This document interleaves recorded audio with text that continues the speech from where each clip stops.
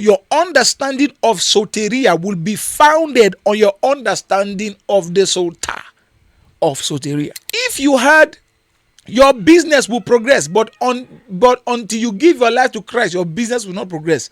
And you came out for the altar call, you did not receive the life of Christ. In the Old Testament, what we call the power of God, Moses parting the Red Sea, every miracle that you can ever record in the Old Testament.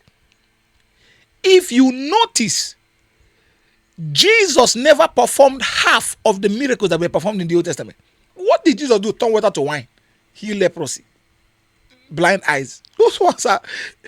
Elisha called down fire from heaven after marinating the rock. There has to be something greater for us to believe that Jesus is worth listening to and not Moses. Guess what?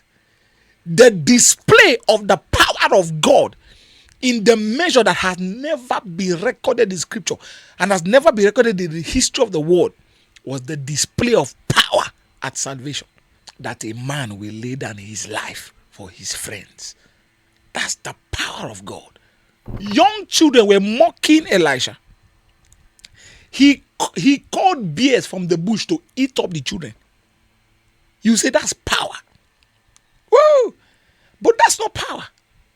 Power is constrained.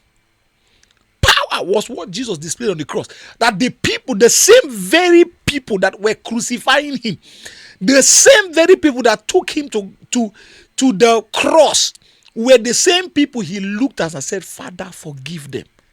What kind of display of power is that? It took the life of the Son of God to give men what will never perish for everlasting.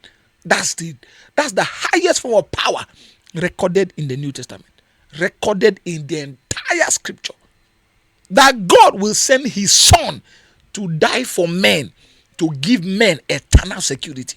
The what Jesus came to do is the highest form of power displayed in the entire scripture. But guess what? The scripture now said the gospel is the power of God unto salvation.